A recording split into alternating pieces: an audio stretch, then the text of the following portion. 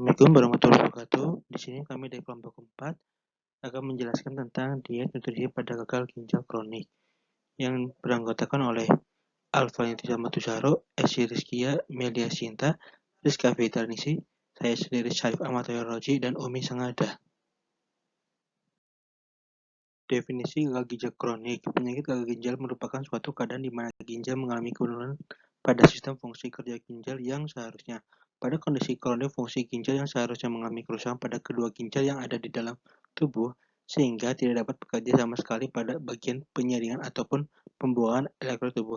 Selain itu juga tidak dapat menjaga keseimbangan cairan dan zat kimia tubuh, serta tidak dapat bekerja secara maksimal dalam memproduksi urin. Berikut adalah planning kebutuhan nutrisi pada gagal ginjal kronik.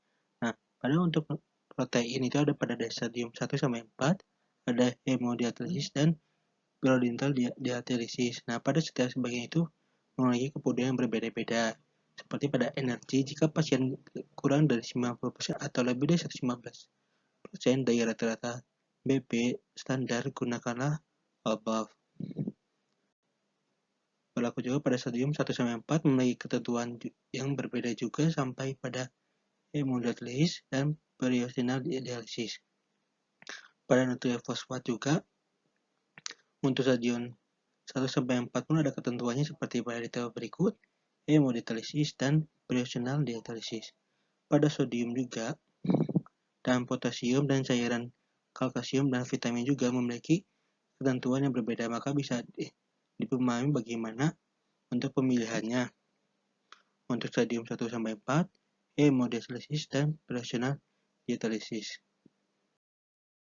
Penata laksanaan nutrisi pada gagal ginjal kronik. Intervensi diet pada PGK meliputi diet rendah protein, low protein diet LPD pada PGK, diet kalium, diet kalori, dan energi cukup. Asupan nutrisi tergantung dari stadium PBK dan pada pasien yang mengalami dialisis tergantung dari jenis dialisis yang dijalani. Sebelum memberi terapi nutrisi harus dilakukan penilaian status nutrisi terlebih dahulu. Penilaian status nutrisi pada pasien PGK tidak dapat menggunakan satu parameter saja, tetapi meliputi beberapa parameter seperti antropometri, biokimia, klinis, food recall, dan malnutrition inflammation score (MS).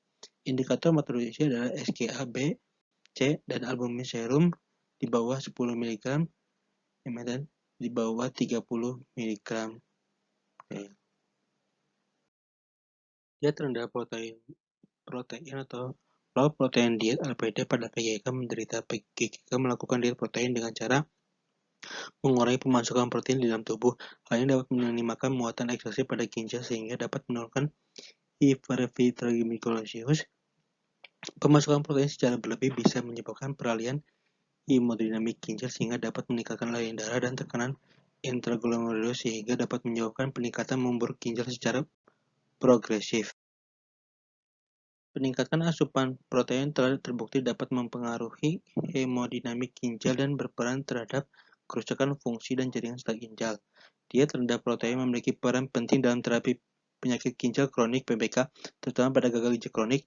Terapi LPD telah dikenal sejak lama. Terapi LPD pada PGK telah diketahui memberi manfaat menurunkan akumulasi toksin uremik sehingga mengurangi gejala uremia, menurunkan proteinuria, dan memperlambat inisiasi TPG. Modifikasi diet protein pada pasien PGK dapat dibagi menjadi 3, yaitu protein sangat rendah kurang dari 0,3 gram per kilogram berat badan, diet protein rendah 0,8-0,8 gram per kilogram BP, dan yang terakhir adalah diet protein normal 1-1,2 gram per kilogram berat badan. Kalium merupakan ion bermuatan positif, akan tetapi berbeda dengan natrium. Kalium terdapat di dalam sel. Perbandingan natrium dan kalium di dalam cairan intraseluler adalah 1:10, sedangkan di dalam cairan ekstraseluler 28:1. Sebanyak 95% kalium tubuh berada di dalam cairan intraseluler. Terapi ini dilakukan pada pasien GGK dengan cara mengurangi pemasukan kalium pada tubuh seperti tidak menggunakan terapi 9 farmakologi, obat-obatan yang mengandung banyak kalium. Pemasukan kalium secara berlebih dapat berakibatkan hiperkalemia yang dapat membahayakan tubuh penderita. Range total kalium yang diajukan pada penderita yang sedang melakukan diet kalium adalah 40-80 mg per hari. Diet kalori Kalori yang terkandung dalam makan disediakan oleh karbohidrat, protein, dan lemak. Di antara ketiganya, lemak mengandung kalori terbesar.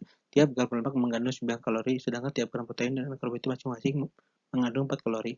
Total kalori pada GGK harus sesuai dengan target terapi, yaitu menjaga stabilitas positif nitrogen dan keadaan nutrisi dan gizi.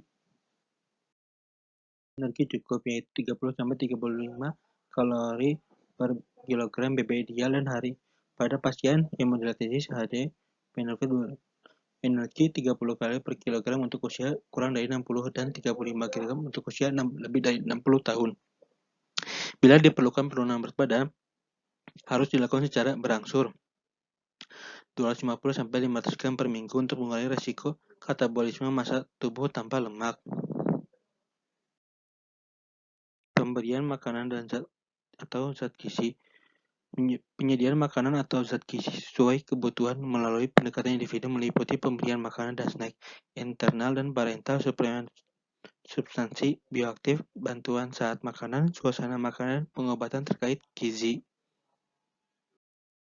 Merupakan proses formal dalam melatih keterampilan atau membagi pengetahuan yang membantu pasien, klien, mengelola atau memodifikasi diet dan perubahan perilaku secara sukarela untuk menjaga atau meningkatkan kesehatan.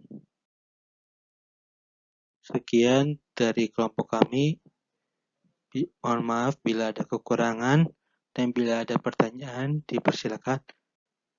Sekian dari kelompok kami. Terima kasih. Wassalamualaikum warahmatullahi wabarakatuh.